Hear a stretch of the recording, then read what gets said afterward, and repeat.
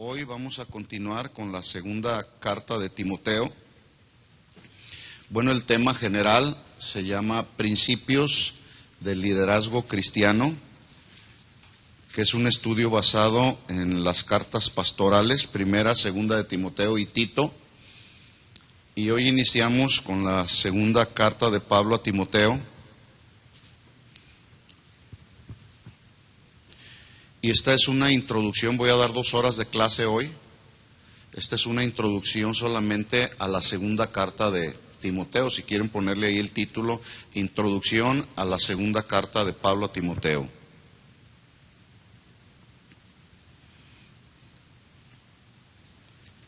De los que estuvieron el periodo pasado, ¿recuerdan lo que significa la palabra principio? Si estamos hablando de principios del liderazgo cristiano, pues necesitamos definir lo que es la palabra principio. ¿Qué significa un principio? ¿Un principio será lo mismo que un método?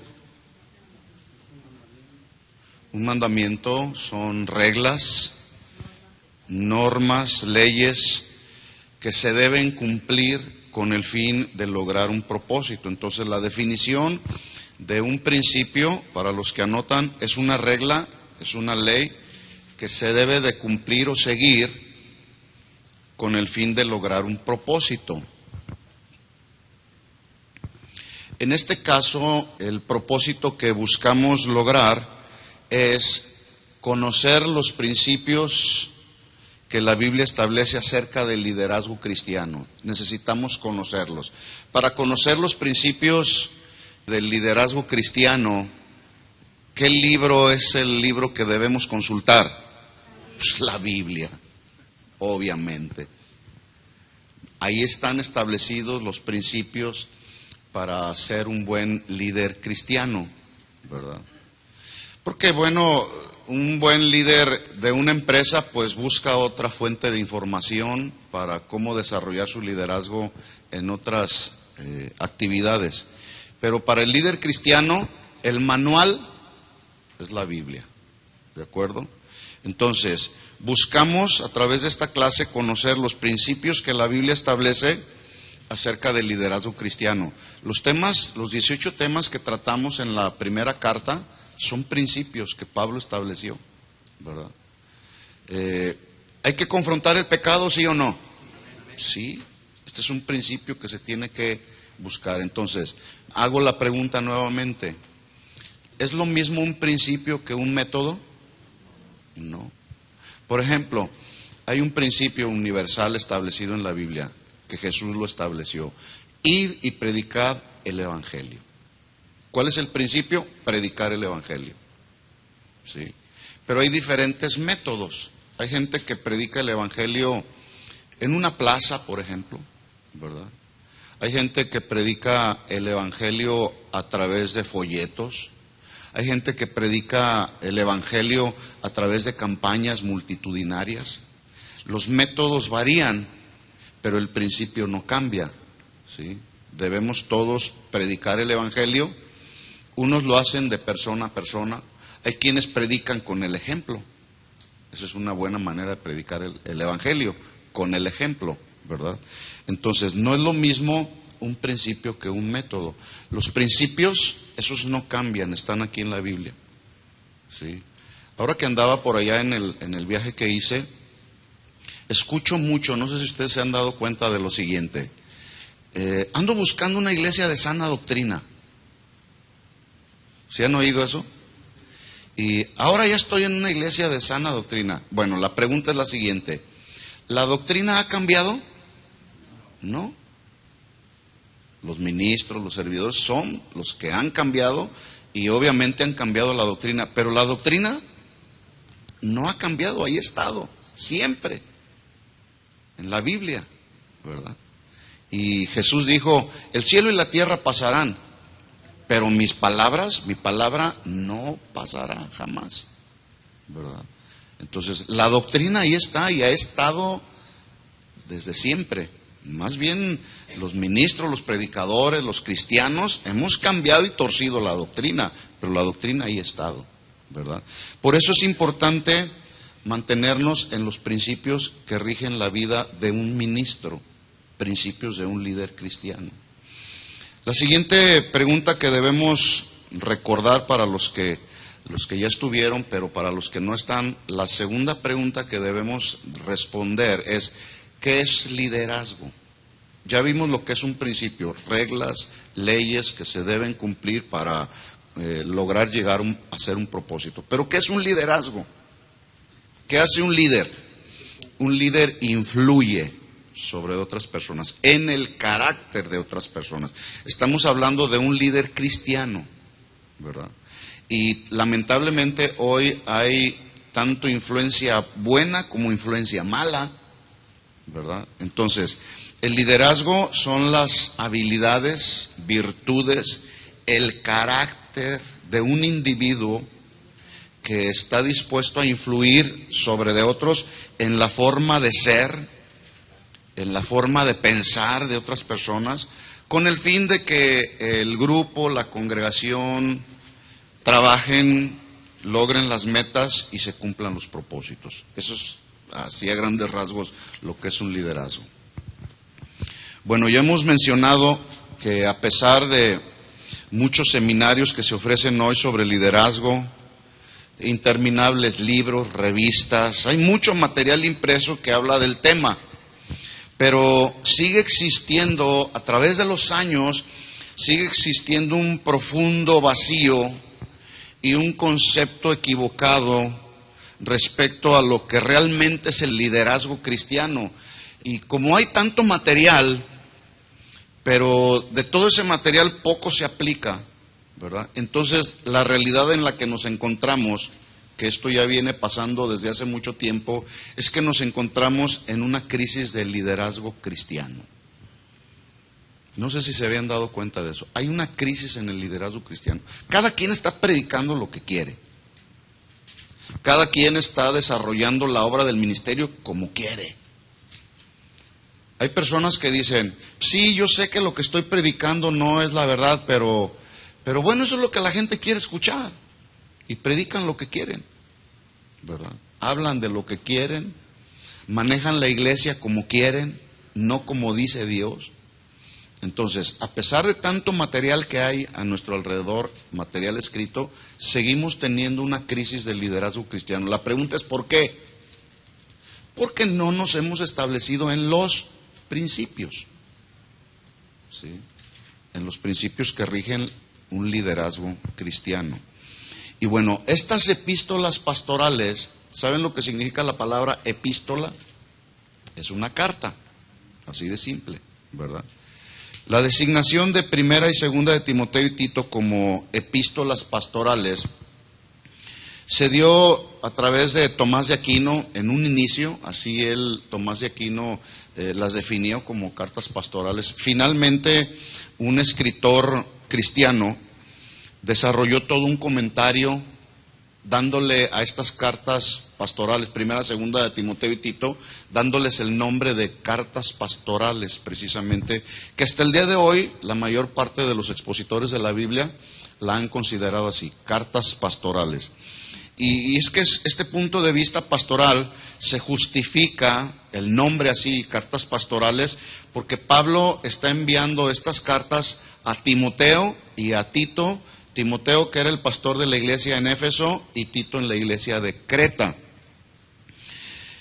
Dice Pablo ahí a Timoteo, dándole instrucciones y mandamientos acerca de cómo se debe de administrar la iglesia. Aquí en estas cartas pastorales ustedes van a conocer cómo se debe de administrar la iglesia y cómo un ministro se debe de conducir dentro y fuera de la iglesia.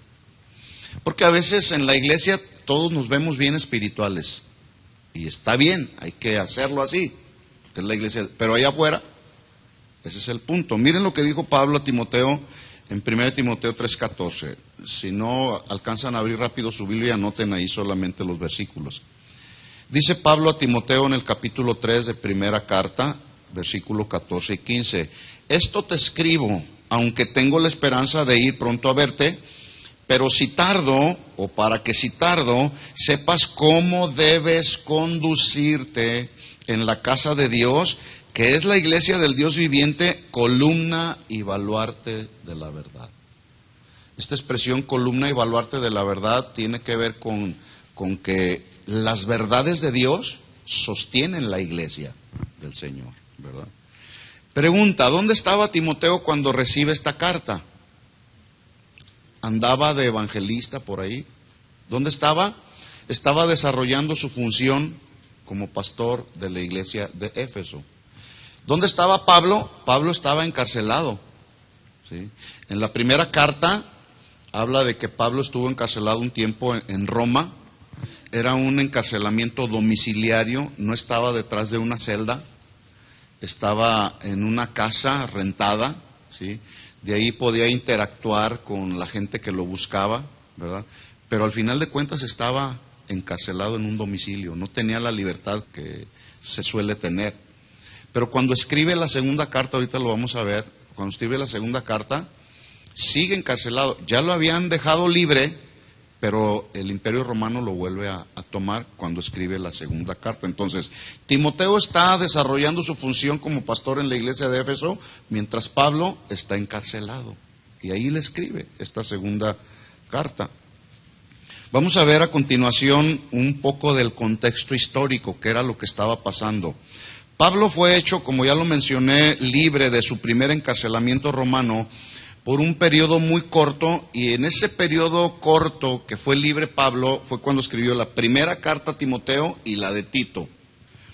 No obstante, al escribir segunda de Timoteo, Pablo ahora seguía en otra prisión, lo habían vuelto a tomar preso, pero ahí ya no tenía él muchas esperanzas de ser liberado. Miren lo que dice ahí segunda de Timoteo 2:8.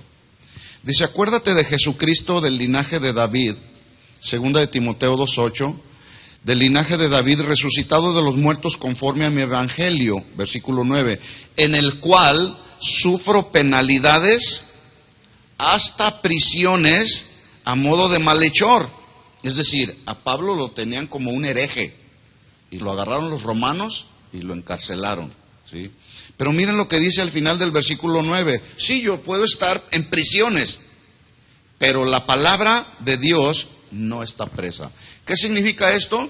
Que Pablo, siendo un predicador del evangelio, independientemente de que estaba preso, él seguía predicando la palabra. Si algún día tuviéramos nosotros aquí una persecución, que todos los cristianos fuéramos perseguidos y algunos de nosotros fuéramos encarcelados, ¿cuál sería nuestra reacción? ¿Predicaríamos el evangelio o nos quedaríamos ahí callados y renegando con Dios, o afligidos, o cuestionando a Dios de nuestra situación? Pablo predicaba el evangelio, ¿verdad? Aquí lo da como ejemplo. Entonces, su arresto se debió justamente a la predicación de uno de los enemigos más implacables del cristianismo, llamado Nerón, quien había acusado falsamente a los cristianos de haber incendiado Roma. ¿Quién incendió Roma? ¿Los cristianos o Nerón? Fue el mismo Nerón. Mandó incendiar toda Roma, pero le echó la culpa a los cristianos, ¿verdad? Es importante pues mencionar que, a diferencia de la esperanza y la confianza que Pablo tenía de su primer encarcelamiento, que saldría pronto, en este segundo encarcelamiento, que sucedió aproximadamente entre los años 60 y 62 después de Cristo, en esta ocasión, 5 o 6 años más tarde, Pablo ya se encontraba, ya no estaba en un encarcelamiento domiciliario, sino ya estaba ahora sí en una celda, estaba con cadenas y sin la esperanza de ser librado. Segunda de Timoteo 4:6 lo confirma. Dice Pablo, porque yo ya estoy para ser sacrificado y el tiempo de mi partida está cercano. ¿Quién le avisó a Pablo que ya estaba a punto de morir? El Espíritu Santo que moraba en él, con el cual tenía una afinidad muy clara. Vamos a ver en segunda de Timoteo, en el capítulo 1, versículo 1, a ver si Pablo fue llamado por el hombre o por Dios. Dice segunda de Timoteo capítulo 1, versículo 1. Dice, Pablo, apóstol de Jesucristo. ¿Alguien sabe lo que significa la palabra apóstol? Es un enviado, es un embajador ¿de qué? Del Evangelio, un proclamador de las verdades del Evangelio. Ese es un apóstol. Entonces, dice Pablo, apóstol de Jesucristo, enviado de Jesucristo, embajador de Jesucristo, y miren lo que dice a continuación, por la voluntad de Dios, según la promesa de la vida que es en Cristo Jesús. Es decir, el apóstol Pablo está hablando y expresando que es apóstol de Jesucristo y lo está haciendo con autoridad y no con presunción, porque Pablo no era ningún presumido. Él estaba sumamente consciente de que su asignación como apóstol había venido no por la voluntad humana, sino por la voluntad de Dios. Con esta expresión, Pablo entonces no es que se está jactando. Y si vemos algunas otras de sus cartas, Pablo lo dice así. Por ejemplo, en 1 Corintios 1:1, Pablo dice, Pablo, apóstol de Jesucristo por la voluntad de Dios. En 2 Corintios 1:1 también al inicio de la carta vuelve a repetir, Pablo, apóstol de Jesucristo por la voluntad de Dios. Asimismo en Efesios 1:1 y Colosenses 1:1 reitera Pablo constantemente la asignación que le fue otorgada según la voluntad de Dios. Dicen los comentaristas que Pablo tenía tal seguridad de que había sido llamado por Dios porque las palabras de Jesús camino a Damasco resonaban aquí en su mente y en su corazón cuando él escuchó las palabras de Jesús que le dijo, Pablo, Pablo, yo soy Jesús a quien tú persigues. ¿Sí? Entonces él en ese encuentro personal con Jesús está recibiendo, en ese mismo encuentro está recibiendo su llamado. Así que el llamado de Pablo no fue por la voluntad de hombre, sino conforme al plan y al propósito soberano de Dios. Por lo tanto, su autoridad apostólica, esto es muy importante que lo aprendamos, la autoridad apostólica que tenía Pablo estaba fundamentada, escuchen esto, en el llamado de Dios y no en una posición. ¿Sí?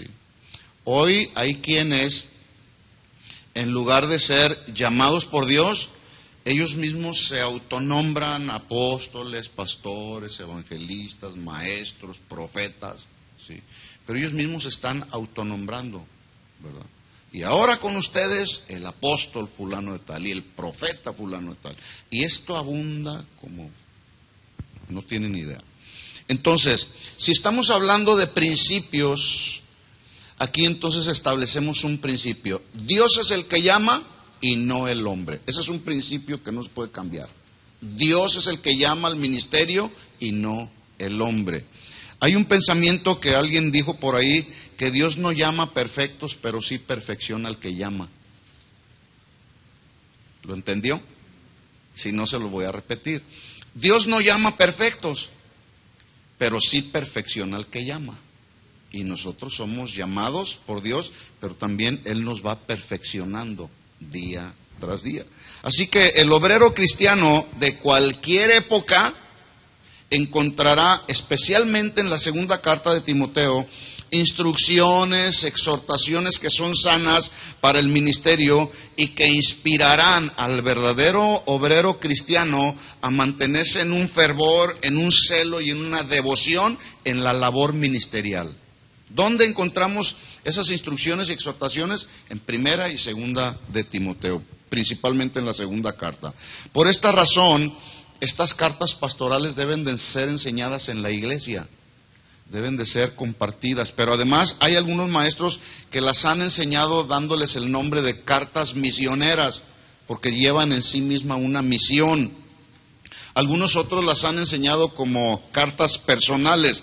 Entonces, esta designación de cartas personales se califica mejor en 2 de Timoteo que en 1, porque Pablo le está dando ya, como es prácticamente su despedida de Pablo, está tratando de darle la mayor parte de instrucciones a Timoteo para que sepa cómo conducirse en la casa del Señor antes de morir.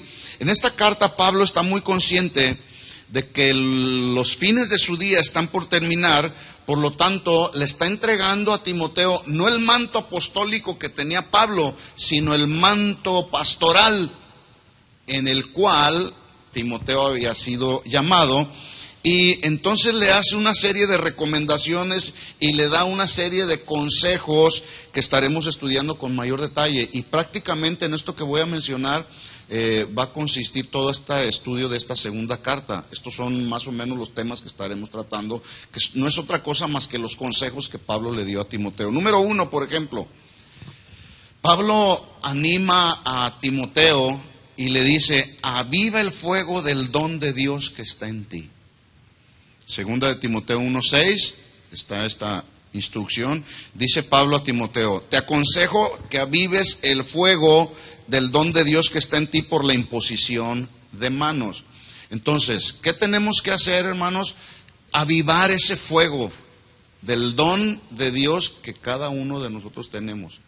Dios es el que da los dones, ¿verdad? Nosotros tenemos la responsabilidad, estando en su presencia, de avivar ese don para que sea útil en el funcionamiento del ministerio y de la obra del ministerio. Entonces, Pablo le aconseja a Timoteo: aviva el fuego del don de Dios que está en ti. Número 2, otro consejo que le da Pablo a Timoteo: no te avergüences de dar testimonio de nuestro Señor. La Biblia dice que si alguien se avergüenza del Señor, Él se avergonzará de los que se avergüenzan de Él, ¿verdad? Entonces, Pablo le dice a Timoteo: no te avergüences de dar testimonio de nuestro Señor. Cuando tú andas por ahí desarrollando tus actividades, ¿das testimonio del Señor o te avergüenzas? Yo no sé. El principio que Pablo está enseñando aquí es: no te avergüences de dar testimonio del Señor. Segunda de Timoteo 1:8 está la escritura donde le escribe Pablo a Timoteo. Dice: por tanto, no te avergüences de dar testimonio de nuestro Señor, ni de mí, preso suyo, sino participa de las aflicciones por el Evangelio según el poder de Dios. ¿Qué estaba sucediendo? Bueno, es que había una persecución. Es que había falsos maestros que se habían metido dentro de la iglesia. Y cuando Pablo le está diciendo a Timoteo: aviva el fuego del don de Dios, no te avergüences del Evangelio, es que el ánimo de Timoteo, por causa de tantas herejías que había dentro de la iglesia, el ánimo de Timoteo estaba menguando.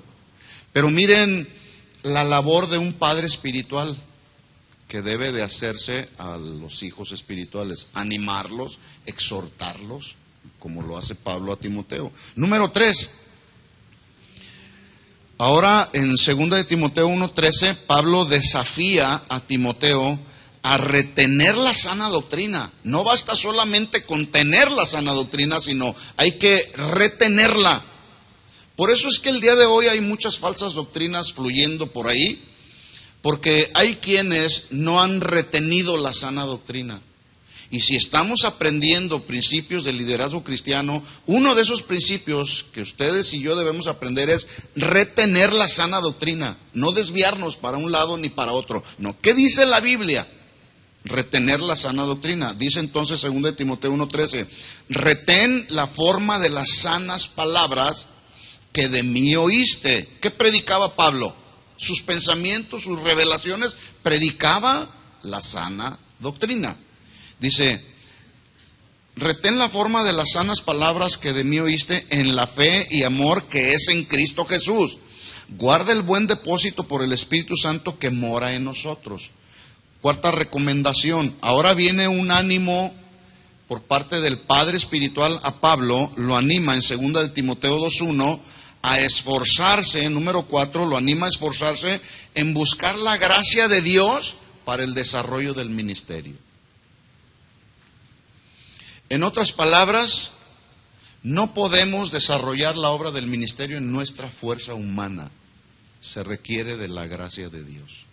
Todo es por gracia, ¿verdad? Y Pablo le dice a Timoteo: esfuérzate, 2 de Timoteo 2:1, hijo mío, esfuérzate en la gracia que es en Cristo Jesús. Número 5. Ahora le da Pablo una instrucción a Timoteo en 2 de Timoteo 2:2 y le dice, número 5, le instruye acerca del deber de reclutar obreros neófitos. No, obreros fieles. ¿Cómo debe de ser un obrero que hace la obra del ministerio? Uno de tantos requisitos es ser fiel a Dios. Pero también otro requisito es capaces de enseñar a otros. ¿De enseñar qué? La sana doctrina. ¿Sí? Entonces, segunda de Timoteo 2:2 dice Pablo a Timoteo: lo que has oído de mí ante muchos testigos, esto encarga a hombres fieles.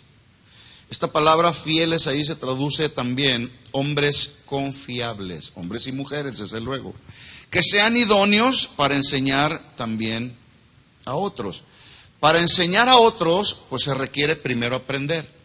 Lo que ustedes han aprendido hasta el día de hoy, el día de mañana Dios les demanda que ustedes lo enseñen. ¿Estamos de acuerdo? Porque de nada sirve que nomás estemos alimentándonos y aprendiendo para alimentar el conocimiento solamente. No, hay que conocer, hay que alimentarnos, pero también hay que dar, hay que enseñar a otros, ¿verdad? Y justamente eso es lo que Pablo le está diciendo. Recluta hombres fieles que sean capaces para enseñar a otros la sana doctrina. Número 6. Ahora Pablo hace responsable a Timoteo en un asunto que tiene mucho que ver en la actualidad, que es saber trazar correctamente la palabra de Dios. Por falta de conocimiento, por ignorancia de saber interpretar los textos de la Biblia, se ha trazado mal la palabra. Entonces Pablo le dice a Timoteo: procura con diligencia presentarte a Dios como obrero aprobado, como obrero que no tiene de qué avergonzarse, que usa bien la palabra de verdad. Les leo entonces el sexto punto es: lo hace responsable de trazar correctamente la palabra y evitar errores doctrinales. Número 6. El versículo es segunda de Timoteo 2:15. Repito, número 6, lo hace responsable de trazar correctamente la palabra y evitar errores doctrinales. Segunda de Timoteo 2:15. Procura con diligencia presentarte a Dios aprobado como obrero que no tiene de qué avergonzarse, que usa bien la palabra de verdad, que traza bien la palabra de verdad. Número 7. Otra instrucción, exhortación que le hace Pablo a Timoteo. En 2 de Timoteo capítulo 2, versículos 3 y 4, le dice que como ministro debía saber y aceptar la persecución por causa del Evangelio. Hoy en muchas partes del mundo no se acepta el hecho de que los cristianos sean perseguidos. La persecución que hay en algunos países no es la persecución que ahora nosotros tenemos. Allá en algunos países, especialmente los países comunistas, verdaderamente están matando a los cristianos por la causa de Cristo, ¿verdad? Nosotros estamos bien aquí hasta ahora, pero las cosas no se van a poner muy bien. Entonces Pablo le escribe a Timoteo y le dice que debía saber aceptar la persecución por causa del Evangelio. Y bueno, la persecución a la que ahora nosotros estamos expuestos es cuando nuestros familiares que no conocen al Señor se burlan de nosotros, nos cuestionan, etcétera. Le dice Pablo pues a Timoteo en 2 de Timoteo 2:3, tú pues sufre penalidades como buen soldado de Jesucristo. Cuando un soldado va a la guerra, no se lleva sus lentes, su paraguas, no, van a la guerra y saben que van a haber una confrontación cara a cara, cuerpo a cuerpo, donde va de por medio la vida misma. Por eso es que Pablo hace esta analogía. Sufre penalidades como buen soldado de Jesucristo. Versículo 4. Ninguno que milita se enreda en los negocios de la vida a fin de agradar a aquel que lo tomó por soldado. Hoy hay pastores que andan metidos en la política, andan metidos en los negocios. Y el llamado de Dios, no, pues es que lo estamos complementando. No. Dios te llamó a ser un ministro de tiempo completo y a predicar el Evangelio. No mezclar la predicación del Evangelio con los negocios y la política, ¿verdad? 8. Pablo exhorta a Timoteo a confiar en las Escrituras y predicarlas de manera implacable. 8. Lo exhorta a confiar en las Escrituras y predicarlas de manera implacable. Segunda de Timoteo capítulo 3, versículo 14 al 17. Miren lo que dice. Pero persiste tú en lo que has aprendido y te persuadiste, sabiendo de quién has aprendido y que desde la niñez has sabido las Escrituras, las cuales te pueden hacer sabio para la salvación por la fe que es en Cristo Jesús. 16. Toda la Escritura es inspirada por Dios y útil para enseñar, para redarguir, para corregir, para instruir en justicia, a fin de que el hombre de Dios sea perfecto, enteramente preparado para toda buena obra. Bueno, son 8 recomendaciones, 8 instrucciones que Pablo le está dando a Timoteo. Hay algunas más, pero todos estos temas son los que estaremos tratando con mayor detalle en cada una de las siguientes clases. Pero con estas y otras exhortaciones, Pablo estaba encomendando a Timoteo al cuidado del Señor, pero a la vez lo animaba a desarrollar el ministerio con integridad. ¿Cómo se debe desarrollar el ministerio? Con integridad. Segunda de Timoteo capítulo 4 versículo 1, miren lo que le dijo Pablo a Timoteo. Segunda de Timoteo 4, 1 en adelante. Dice Pablo, te encarezco delante de Dios. Aquí la palabra encarecer se traduce, te requiero, te exhorto delante de Dios y del Señor Jesucristo, que juzgará a los vivos y a los muertos en su manifestación en su reino. ¿Qué le encareció? ¿Qué le requirió? Versículo 2, que prediques la palabra. Principio entonces, para nosotros, principio de liderazgo, predicar la palabra. ¿Qué debemos hacer? Predicar la palabra. Que instes a tiempo y fuera de tiempo, redarguye, reprende, exhorta con toda paciencia y doctrina, porque vendrán tiempos cuando no sufrirán la sana doctrina, cuando no quieren oír la sana doctrina. Pregunta, ¿estaremos viviendo ese tiempo que Pablo estaba profetizando? Sí. Bueno, es que en aquel tiempo ya sucedía personas que no querían escuchar la sana doctrina.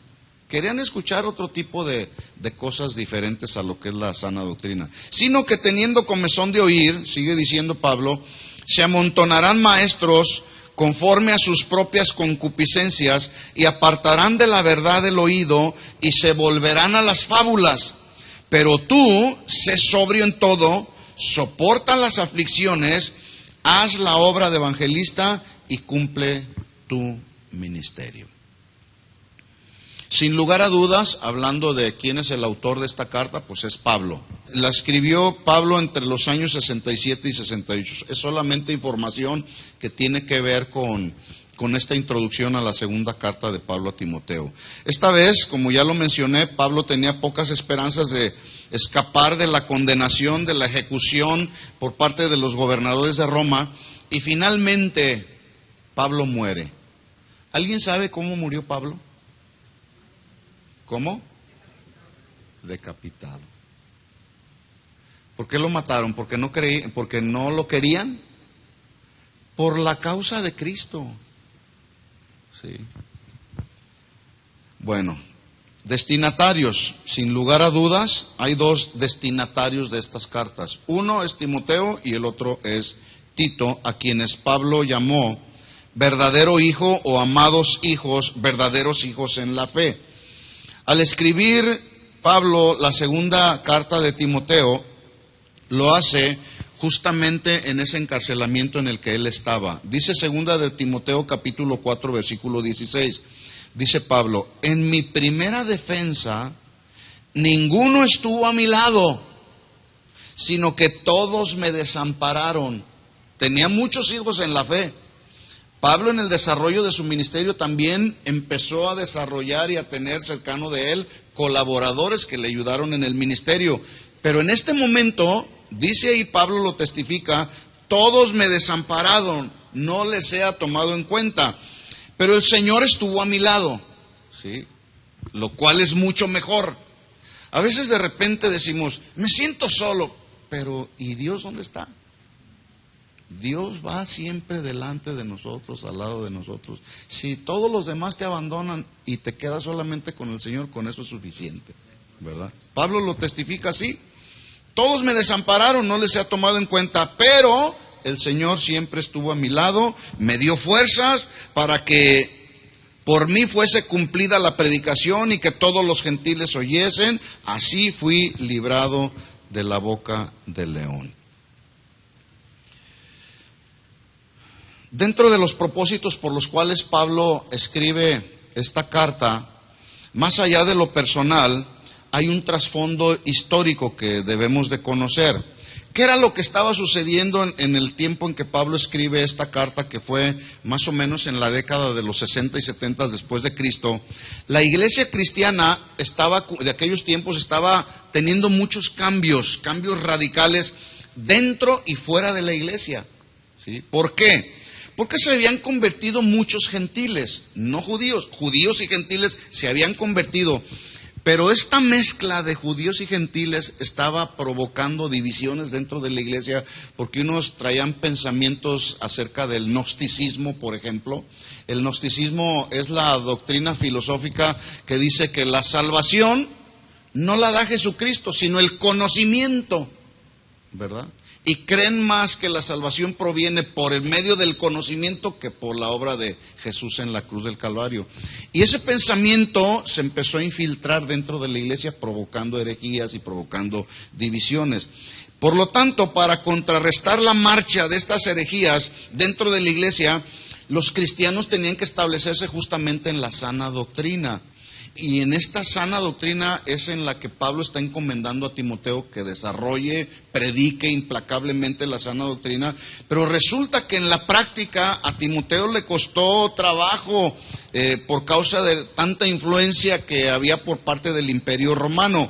El Imperio Romano estaba desarrollando amenazas sobre la iglesia de parte del mismo Nerón, y eso estaba provocando problemas entre la iglesia de Roma, que ya se había levantado, entre la iglesia de Éfeso y de Creta. Los romanos consideraban sospechosos a los cristianos y a los judíos y los calificaban de herejes, como a nosotros el día de hoy. Si no estamos en la religión universal o en la que todos profesan, no, ustedes son hermanos separados.